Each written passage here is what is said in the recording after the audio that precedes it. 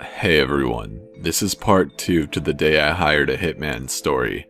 If you haven't watched it, none of this will make sense to you and I highly recommend you go watch it. It's a long video, but it's worth the time, I promise.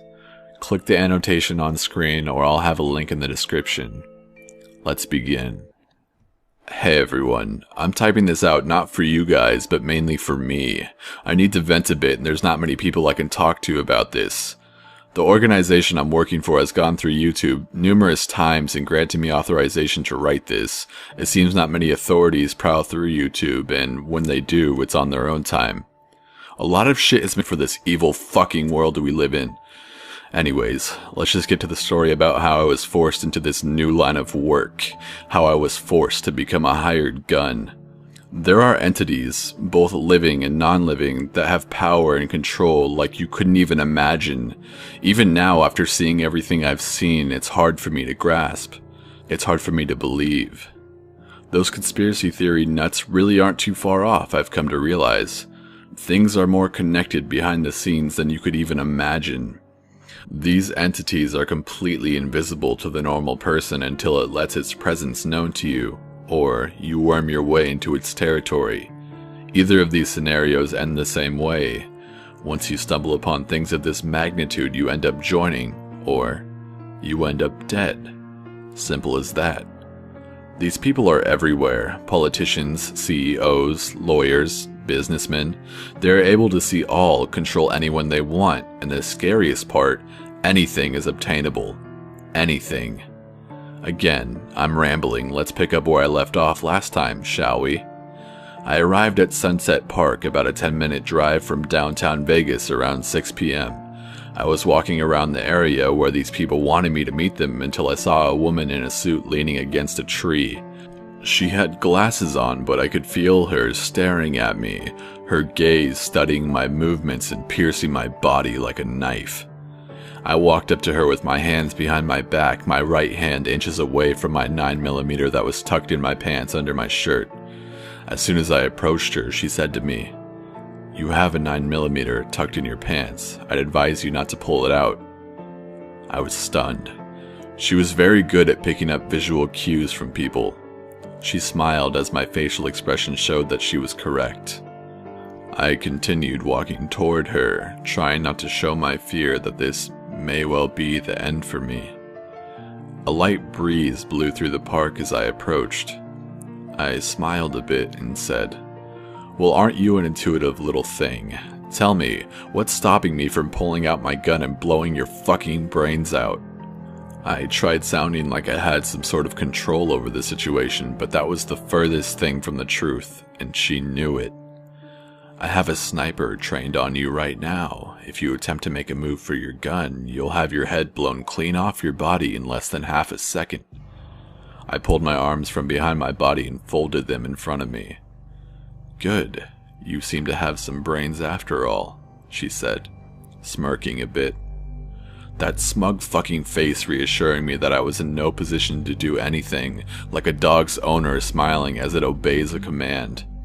"Enough of the bullshit. You called me, I came, now what the fuck do you guys want?" She gave me a signal to follow her. In the distance I saw a park bench void of any human activity.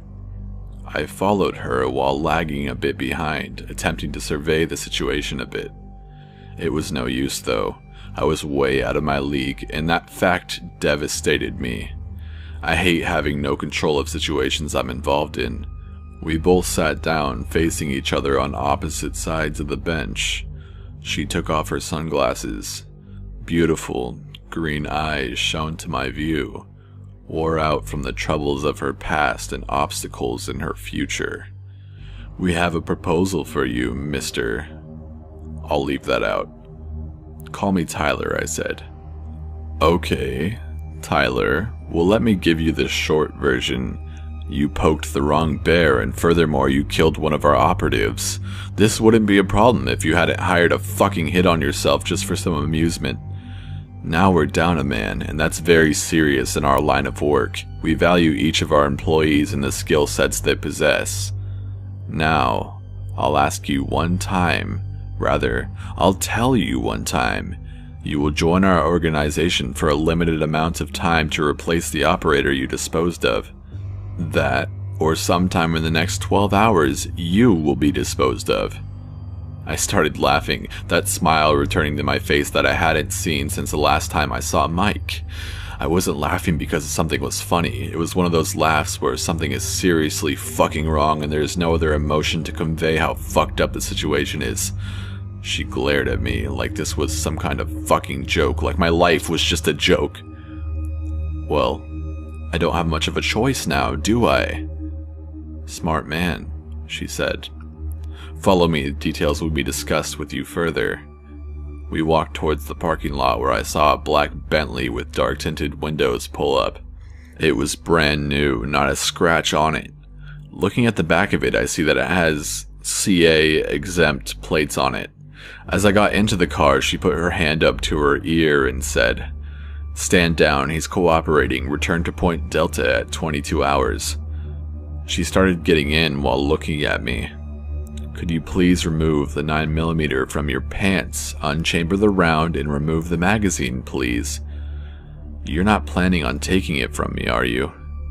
"No, sir, it's just a precaution. I'll do it with mine if it'd make you feel better," she said. "I don't really care. It seems you have no intentions on killing me, as you could have done so already, and why would you scuff a pretty car like this with my brain matter?" She smirked again. "You seem to have good intuition. You should fit right in." And so we drove away and headed out of town towards the state line, not knowing what was ahead of me, but too tired and worn out to even care. We arrived in LA about 4 hours later. Having no idea where I was, it was too late to turn back now. Shit, it was too late to turn back the moment I arrived at the park earlier that day. About 20 minutes after we arrived in LA, the woman handed me a folded up bandana, speaking for the first time since I got in the car. "Put this on to cover your vision. We do this as a precaution to all new members to ensure the security of our black site." "Fine," I said, while tying it behind my head. "Am I ever going to know the location of this place?" "Yes, it's one of our central hubs that serves our needs for a lot of activities. Once we know you're dedicated and have the means to get a job done, we'll let you in on everything," she said. "By the way, what's with the CA exempt plates on this thing?" I said, while looking into total darkness as the blindfold covered my eyes. "I guess I can tell you now. We are part of a larger organization contracted by the government." My heart fucking dropped. What the fuck was this lady on about? The government contracts fucking Hitman agencies? I heard her chuckle under her breath. I guess my face gave away my emotional state again. "I see that you didn't expect that." "Yes, we are a sub-branch of a larger organization that does military work inside the states for certain organizations in Washington and for major corporations that need others to do the dirty work for them." "Like the CIA, FBI, and Department of Homeland Security?" I said, eagerly waiting for her answer. "Who contracts us is classified to you, and most of all, isn't your concern. Just know that we don't work directly for the government, we just receive funding and support from certain agencies." "What the fuck are you talking about? You're a goddamn Hitman agency. You can't possibly expect me to believe that you people are a paramilitary branch of the government," I said, my words coming out of my mouth faster than I could even think. She chuckled again. "It's more complicated than you can comprehend at this moment. Our Hitman division is only an extremely small branch of what we do as a whole. The hits people request are given to our operators as a side job for those who request them. It's a way for certain employees to earn a chunk of extra cash on the side while at the same time obtaining skills that improve our other operations." My face was probably priceless at that moment, just the pure disbelief at what I was hearing.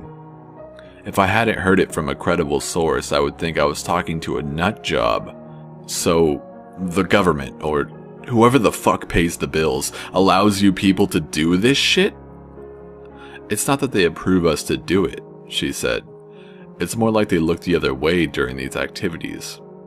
After all, everything we do is looked down upon by most of the government. We scratch their back and they scratch ours. We provide a necessary service to them, and in return they ignore certain activities that give us extra funding as a group and for individual operators. As she ended her sentence, I heard the driver roll down his window. He said some obvious code words. Opening, I heard a voice say that sounded like it was coming from a speaker. I then heard a gate start to open, metal grinding as it slowly slid open. We're here. Keep your blindfold on until I direct you to take it off. We pulled forward, and then I heard a large garage door start to open. We pulled forward once again, and I heard it close behind me. Now things are going to get real. Now I get to see what my purpose will be and what my future will hold. I heard a door open and the woman get out of the car, followed by a man's voice saying, "So, this is him." "Yes, this is him," I heard her reply. A hand grabbed my arm and helped me out of the car. "You can take the blindfold off now, Tyler." Okay, thanks." I removed the bandana from my face, and what greeted me was a large warehouse, the likes of which I had never seen before. "Okay guys, that's about it for today. I'll continue tomorrow. I gotta get what I've written approved and then I'll upload it. Have a good day, everyone." I had arrived at the warehouse around 5 p.m. or so. As I got out of the car, I was greeted with an amazing sight. On the outside of this warehouse seemed old and rusted from years of being exposed to the elements. Inside, however, was incredibly high-tech, and I could tell not a penny was skimped on purchasing all the latest technology. I was given a quick tour while the lady who I'd talked to earlier was giving me the rundown. Her words were going in one ear and coming out the other as I tried to study every last detail of this massive place. We got to one room and my interest was piqued, as it looked like the goddamn launch room at NASA. A full HD projector was at the front of the room, and behind it were rows and rows of fancy computers streaming with codes and different applications. Each station had a man or a woman in a suit manning them. All of them had headsets on, seemingly finishing up the day's work. I started walking around as the lady who recruited me was in mid-sentence, cut off by my body language showing I was no longer interested in whatever the fuck she was talking about. I was walking around looking at the different monitors, looking at different applications on the various screens that made me think I was on a spaceship. I didn't understand any of it. That was until I got to one man's workstation. Let's call him Mark. Mark was on his headset clicking around on his multi-monitor setup, and I saw something while peeking behind his shoulders on the far left monitor. It was a picture of a little blonde girl. She couldn't have been more than 8 or 9. She had bright blue eyes. She looked a lot like my little sister. It made me smile a little bit. I had to wonder why this picture was on his screen, however. He was on an application. It wasn't like he was on his background or anything. I approached closer and tapped on his shoulder. He turned around and looked up at me, seemingly intrigued with what I was inquiring about. "Can I help you?" he asked with an upward inflection in his voice. "Yes, you can. I just started here. What's with the picture of the little girl?" I asked confidently, as if I had just been hired to run the fucking place. He gave a quick glance to the woman who brought me here, seeing if it was okay to talk to me. A quick nod of her head, and he continued. "It's a picture of a little girl that went missing 2 weeks ago. The mother thinks she knows who has her, but unfortunately the police were no help," he said. "So we have a search and rescue squad in this place or something?" I asked quickly. "No, sir. She had a hit put out on the guy. It's her old boss, a high-ranking banker who she used to work for, apparently a really sick fuck. She sent us the picture in hopes that we might run into her at his place once we take care of the guy." Something happened inside of me right then, a kind of feeling that I can only describe as fate screaming in my face. I was supposed to be here. I was supposed to talk to this man, and I was supposed to ask my next question. Are there any other operators on this case already? "No, sir," he said. It just came in earlier today. The woman had just gathered the funds in order for us to take care of it. I shot a quick glance over at my recruiter. For the story's sake, let's call her Anne. I'm taking this job as my first. Any objections? I said. As a matter of fact, nothing she could say could change my mind on this, even if I had to do it for free. She came over to the computer and asked me to give them a minute so they could talk. She came back up to me where I was waiting for a short time. This job isn't the type of thing I was going to assign to you at first. It's a hit. You know that, right? I'm well aware, I said, my tone hard as stone. Okay, as long as you know. By the way, how come you want this job so badly? I can see it in your eyes, like you knew that girl, she said. She reminds me of my little sister, I said, my eyes becoming heavy and glassy. And I can't stand motherfuckers that have anything to do with harming children. You only have one childhood, one time to be innocent and carefree. People who take that away from them deserve to die, slowly and painfully. I agree. What I'm getting at is even if this man had nothing to do with that little girl's disappearance, you still have to go through with it. You'll have to bear that on your shoulders, she said. She was surprisingly considerate. I realized that. Besides, he's a piece of shit banker. I want to hang his ass just for that. Probably a smug-ass motherfucker. By the way, if any high-up-the-ladder bankers are watching this, no offense. You just happen to really fuck our country and pretty much the world economy, and I don't like your kind. She smiled, and I went back over to the guy's station, ready for the details of the job and ready to pop my hit cherry. As I sat down in an empty chair a few feet away from the man, a printer went off in front of me. It started spitting out information, maps, and schedules of my target. I started smiling again, contemplating my future and the fact that maybe I'd actually want a permanent job here. My thoughts broke when Mark walked in front of me and grabbed the papers. He returned to his desk, labeling some of the files and ordering them to make it more accessible for me. He grabbed a manila folder in one of those drawers and put the stack of papers in it. How that folder brought back memories of how I got into this whole mess. He handed it to me with a serious face before saying, "Good luck." I stood up and followed Anna's cue to follow her. We exited the room and started walking down a very long, white hallway. She turned her head slightly to speak to me. "When do you want to do this job? Tomorrow would probably be best so you can get your head straight and focus." "Tonight," I shot out. "It's already 6:30, she said, stopping to see if I was serious. "You want to take care of this in the next few hours?" "Yes," I said. "I want this fucker now." I gave her a quick wink. My bloodlust for this man isn't going to quell until he's dead. She chuckled a bit. "Well, if you say so. It's not like it's your first time killing someone." Flashbacks hit me like a brick wall. Everything that had occurred in the past month or so came flooding into my brain like a summer monsoon. "You okay?" she asked, looking at me as I was lost in my own brain. "Yeah, I'm fine. You guys got an armory around this building?" She smiled, that grin coming back to her face that I'd seen earlier returned for a moment. "Yes, I'll show you the way." "After you," I retorted. I had brought none of my weapons with me since I was pretty much swept away to LA without a second's notice. We arrived at a steel door, a man behind a clear bulletproof glass window eyeing me as we approached. "Hey Stan, can you let us in?" she said. "Sure thing, Anne. Who's the new kid?" he asked hesitantly. "Mike's replacement," she said quickly.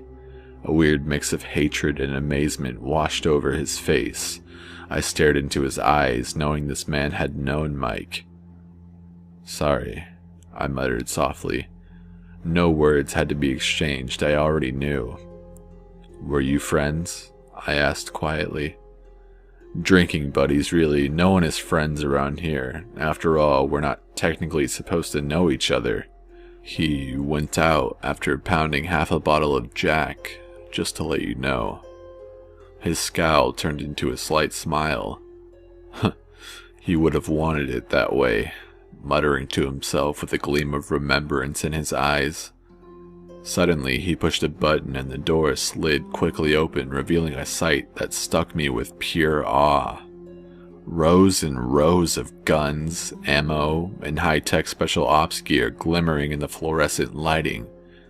"Take your pick," Anna said, smiling while looking at my face. I wish I could have seen my reaction, probably only rivaled by a little kid arriving with his parents for the first time to a candy store. I started walking down the aisles, admiring at the massive collection of big kid toys that were in stock. "We have a strict protocol when checking out guns and gadgets," she said. "I'll update you with everything after you get back from your job. For now, just pick out what you want and I'll handle the paperwork when you get back." "Sounds good to me," I said. A short summary of everything that I got. 2 handguns, 2 suppressors, night vision goggles, a box of ammo, 4 extra mags, a black backpack, bolt cutters, a burglary kit, rope, black gloves, a military-grade knife, a military-grade axe, 3 flash grenades, a medical kit with EPI pens, and a slick black suit that seemed to be tailored just for me. There were a few other odds and ends. I just don't feel like diving into my memory and trying to type all of the items out. I headed for the door again. "You're planning on having quite a night tonight, aren't you?" Anne said, quickly following behind me. "If I get my way, yes. Yes, I am." The last few words trailing off under my breath. A metal box opened up underneath the glass window on the inside of the armory. Inside of it was a clipboard with a handful of papers clamped down on it. "I'll take care of the boring stuff for now. Just sign here saying that you were the one who checked these items out." I signed quickly, eager to get this started. "Stan, I'll be bringing this back tomorrow morning when I get in. I gotta show the newbie the process," she said. Stan gave her a quick nod and the door opened up. I flew out of it before realizing I didn't have a car at the moment. I turned around to look at Anne, not noticing me while flipping through the paperwork attached to the clipboard. She looked up at me. "Yes?" "Car. I need a car," I said, stuttering a little bit. "Oh, yes, that had slipped my mind. Follow me again." She led me around a few corridors out into what seemed like the back of the warehouse. We went through a door into a large indoor garage filled with black cars and SUVs of all shapes and sizes. "Take your pick, except for the ones that are parked inside the red boxes. Those are on reserve by some of the top officials." I nodded quickly before running around the lot like a spoiled teenage girl getting her first car from mommy and daddy. I walked up to a set of black Bentleys, both black from head to toe, each with a set of government plates. I pointed. "This one," I said with a huge grin on my face. Anne laughed. "I see you have an eye for luxury, huh?" "I suppose," I responded. She went over to a large metal rack and looked up to the spot it was parked in. As I approached her, she threw me the keys. "Don't fucking scratch it," she barked at me as I ran back towards the car. Yeah, I hollered back from across the lot. I opened the trunk and put everything in there, ready to get the night started. As I headed for the garage door, I noticed Anne waving me to drive over to her. I rolled down the window and stopped right beside her. "Here's the address to where you're going to meet me when you're all done with this." She handed me a cell phone with an address written down in the default notes app. "We'll be meeting you here 20 minutes after you call us to retrieve the car and take you back here to return the gear." I gave her a quick nod. As I was about to roll the window back up, she put a hand on it. "I don't have to remind you that we won't think twice about putting you 6 feet under if you happen to ditch us. We normally need to build up trust with new operators before sending them out. However, I have an inclination that you won't be going anywhere," she said, looking me dead in the eyes. I know, I said. I'm not going anywhere. She took her hand off the windowsill and the garage door started to open. I sped off, a setting sun illuminating a pink and purple sky greeting me as day turned into night.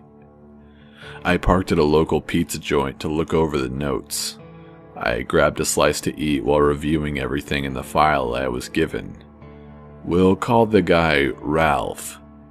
Ralph was a high-ranking banker at a major bank in downtown LA, the type of guy who spent 5 years getting promotion after promotion over guys that had been with the company for 20 years just because he was born into a family with connections. The type of rich douchebag that acquires a sick and twisted taste of erotic things as soon as he secures a position of wealth and power. The file said that he had made multiple advancements on the woman who took the hit on him, raping her one of the times. A complaint was filed on her behalf only to be told by the higher-ups to shut her fucking mouth if she wanted to keep a banking job anywhere around the entire West Coast. A man with connections indeed. It also said that he had mentioned something about tasting her little girl as well. This made me sick to my fucking stomach, yet I was smiling. Smiling because this rich fuckface had no idea what was coming to him. The worst night of his life would be his last as well. No kids, and a young 20-something-year-old girlfriend who was on a trip to Hawaii at the moment while he was finishing up work before taking a vacation himself. After I had read enough and had a game plan, I started taking off. I noticed I had only eaten half of my pizza. I was so excited and nervous that I didn't have much of an appetite.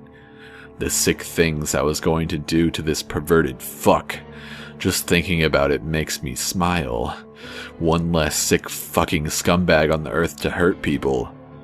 I was either going to make him suffer just a bit if I found the threats to the woman's daughter were empty scare tactics, or make him feel the pain of 1,000 medieval executions if I found the evidence to the contrary.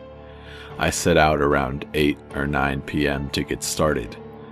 I passed by the mansion community that he lived in, guards checking in guests before they could enter. Security wasn't terrible, but it would be easier and more beneficial to sneak in. I found a spot about a quarter mile away and parked the car. I made my way, backpack in hand, to the back brick wall of the community. Shrouded by darkness, I hopped the wall and made my way to the man's house. The house was dark, vacant, it seemed, of any human activity. I used a bump key to get into the garage door that led from the side of the house. No cars were in there, neither was one in the front. I checked the door leading into the house. It was unlocked. I slid right in and gave myself a tour of the place while making myself at home. I tried to make it quick, making my way through while tipping over expensive shit like lamps and vases, because why the fuck not? The guy is a disgusting prick. I entered one room and saw something that caught my interest. It had a few teddy bears, and upon closer look, the dresser drawers contained children's clothing. This guy didn't have any kids and was definitely not the type to have a niece or nephew stay the night. It was all just off. I could feel it. In the closet I found a tripod and an accompanying HD camera to go with it. It gave me the chills. Something was not right about this. Just as I closed the closet door, I heard a car pull up while headlights illuminated different sections of the house as he turned off the street and onto his driveway. It was go time. Time for this motherfucker to pay. I watched for a moment out of the second-story balcony as he stumbled out of his car to the front door. He was definitely drunk, which is good. Makes an easy target. I exited the bedroom and grabbed a signed baseball bat that was hanging in the hallway. I made my way down to the double front doors. Just as I hid out of sight in the corner, he put the keys in the lock. The door opened halfway and he staggered inside. He kicked the door shut behind him and started walking towards the stairs. "Hi, Ralph," I said quickly while raising the baseball bat to my side.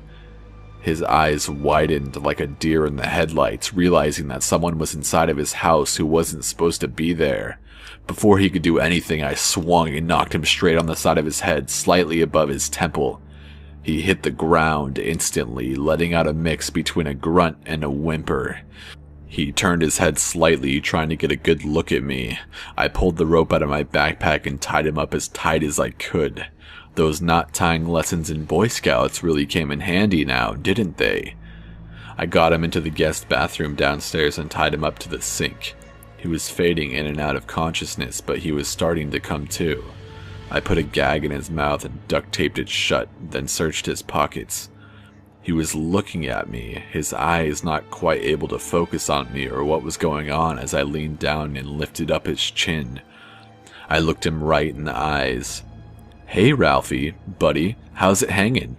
The only thing I could hear was his muffled attempts to speak, probably to plead with me, telling me to take what I want and leave. "Don't worry, buddy. I'm not here to rob you. I'm here for something else," I said in a cheery, upbeat tone. "I'm here for her," as I pulled out a picture of the little girl. His eyes widened, showing the realization of understanding what was going on, knowing how fucked he actually was. More muffled pleads followed. "You don't happen to have her, do you, buddy?" A shake of the head told me no, but I knew he was full of fucking shit. After all, he's a goddamn executive banker. See, here's the thing. I don't really believe you. I have a few sources that say you do have her. His eyes dropped to the tile floor below, refusing to look at me. I picked his chin up again and stared into his eyes. "Look, man, I'm going to level with you. This will go a lot quicker for you and me if you just tell me where she is." I ripped the duct tape out of his mouth for a quick second. "I don't have her," he said, the desperation gushing from his mouth. I hit him straight in the nose a few times and heard a break, the crunch slightly muffled by his cries of pain. "See? I don't believe you. Like I said, I know you have her. I guess I'm going to have to go look for her. You sit tight." I chuckled a bit. "Oh, who am I kidding? You're not going anywhere." My happy-go-lucky smile slowly destroying his soul, the situation he was in seeping into him bit by bit. I put the duct tape on his mouth again and secured him even tighter to the sink, his hands and feet bound tightly as to make sure he couldn't escape. I searched all around the house to no avail. I even searched the attic and didn't find anything. I was checking out one of the upstairs rooms in the back of the house again and looked out into the backyard. I saw a huge shed that was more of a guest house than a shed sitting on the opposite side of the pool. I went downstairs and opened the bathroom door once more. "I'll be right back, buddy, just gotta go check something out," giving him a small wink as I shut the door again. I went out to the backyard and walked towards the shed. An ominous feeling hit me as I grabbed the door to open it. I opened the door to see a beautiful project car sitting inside. It was a '69 Mustang GT Cobra, I believe. There was only one floor with multiple rooms in it, one filled with gardening tools and supplies and the other filled with mechanic tools to work on the car. I searched around and found nothing. I was about to give up when I saw something that caught my eye on the floor. A cardboard mat laying under the car, presumably to keep oil stains from staining the pristine tiled floor.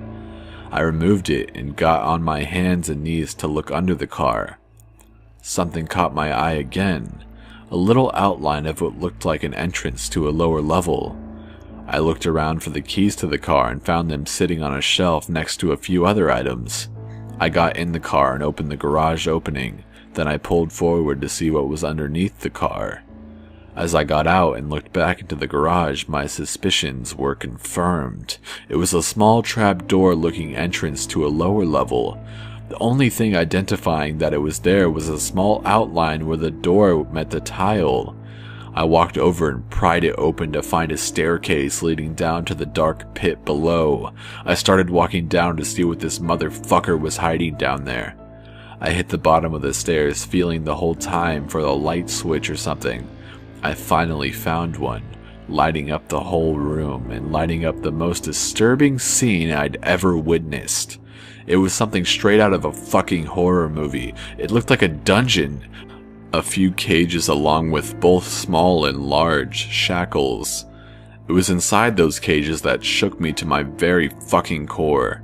The little girl I had seen on the computer screen earlier that day was in one of them, her once bright blue eyes now dim with fear and anguish. As she saw me, she scooted herself up into the far corner of the small cage, afraid that I was someone else that was going to hurt her, or worse. As I stood there in utter shock, I saw movement to my left. I turned my head slightly to see another girl, a little brown-haired girl that looked like she was of Mexican or South American descent. My eyes started to water uncontrollably, and, I'll admit it, I started crying. No human could do this, especially to little girls. Only fucking monster or a beast could do this. "Don't worry," I said, staring the blonde little girl in the eyes, talking with the quietest high-pitched voice I could muster up. "I'm not here to hurt you. I'm going to get you out of here." I looked around to find the keys, and to no avail, they weren't down here. "Hold on, I'll be right back, okay?" She gave me a quick little nod, not knowing whether she could trust me or not. I ran back in the house to grab the bolt cutters in my backpack. I grabbed them and passed by the bathroom. I opened the door quickly to see Ralph struggling to get the rope untied, but failing miserably. His eyes widened wider than they had ever been, I'm sure, as he saw me there holding the bolt cutters. "Oh, don't worry, you motherfucker, I'm not using these on you quite yet." A quiet whimper escaped through the duct tape as I closed the door. I ran back to the shed, or garage, whatever the fuck it was, out back and flew down the stairs. As I entered the little girl's view, she crawled back into the corner of the cage, I'm assuming because she thought I was going to use the bolt cutters on her. That just wanted me to make that fucking monster inside die even slower. I approached the cage and started clipping the cage bars one by one. It looked like a makeshift enclosure, maybe 2 or 3 large dog kennels welded together.